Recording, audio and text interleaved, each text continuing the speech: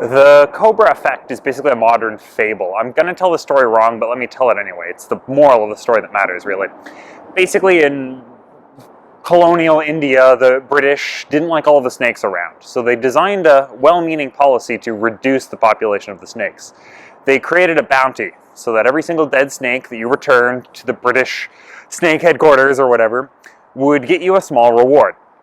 Obviously, the hope was that locals would go and capture wild snakes and return them for that reward. The reality, though, is catching wild snakes is very hard, and catching farmed snakes is very easy. But you couldn't farm them out in the public because then you'd get shut down by the government. So all of these farms were small, hidden operations, and in the event that authorities were showing up, they would just release all of the snakes, which meant that now, instead of there being fewer wild snakes, there were far more. So the British, again well-meaning, decided to get rid of the bounty, hoping that this would cut down on the amount of farms, which obviously resulted in all of these farms just letting all of their snakes go free. And this is the Cobra effect, when well-meaning policy results in the opposite of the intended impact. So, today's nifty building is the Dominion Foundry. This beautiful masterpiece of architecture. It's a nifty building. Why have I chosen this bizarre brick building in particular? Well, usually when doing research for these videos, I'm having to wander around through old, poorly researched news articles and try to piece together some information about these things. So when Twitter and Toronto Reddit and such blew up that there was this historic and ancient and interesting building, I had to come check it out. The reason that this building is in the news so much is because, of course, it is a historically significant building. It's been so designated since 2004, and currently the province is in the process of tearing it down. You can even see that the local news media is swarming all over it to get their angle and tell the story about how the province is demolishing Toronto's history. But when I showed up, I was frankly pretty underwhelmed.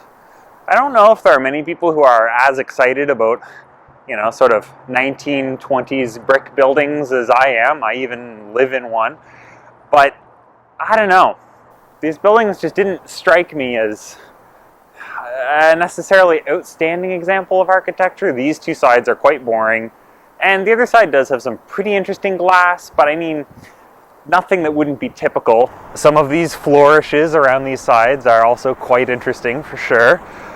Without a doubt, a lot of the windows are super cool, but I mean, there are other buildings in the area that also have big industrial bay windows. It's just pretty typical for a, Foundry built in 1929.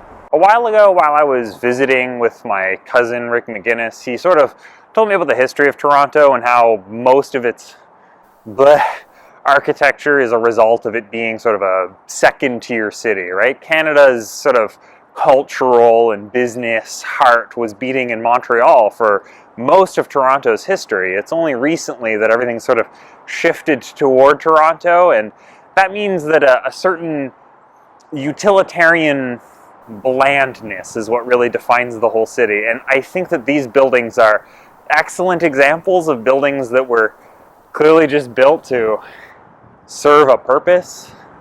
You can see that there are some protests here, and people love to hate Doug Ford. I think that might actually be what's motivating this. Well, that and maybe some of the self-interested people who would be losing what view they had. You can see the signs are only on the lower floors.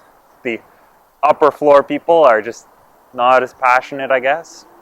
So why were these buildings designated a historic site in 2004? I really searched hard to figure out why. They were owned by CN, but so were all of the buildings here, and far more interesting railway buildings have already been preserved.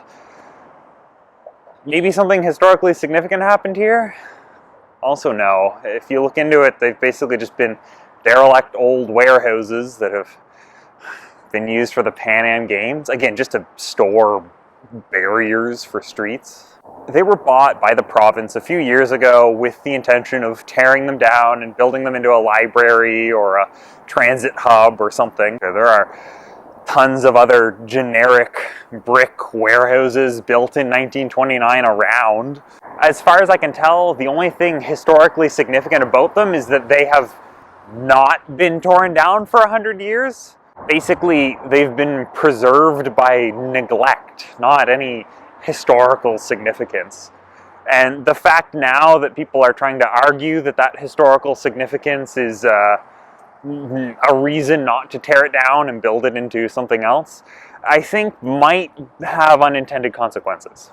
I can't find any data to back this theory up, but it makes sense to me, so I'm just gonna pitch it, and maybe if somebody knows of a natural experiment that's happened somewhere, I could try to figure out if I can demonstrate this or not. But I'm suspicious that just designating any building who happens to make it to, 90-ish years old, a historically significant building, might actually result in people tearing down far more actually historically significant buildings, or if nothing else, historically insignificant buildings that also just happen to be 100 years old. It really dulls the teeth of the historically significant stamp if you just slap it on any building that makes it to that age. You can even find articles online about them designating all of King West historically significant and things like that, which are clearly NIMBY type calls to just not change anything. I don't think that they're actually grounded in historic preservation or an appreciation of architecture. Just for kicks, try to put yourself now in the shoes of somebody who finds themselves owning a building that's,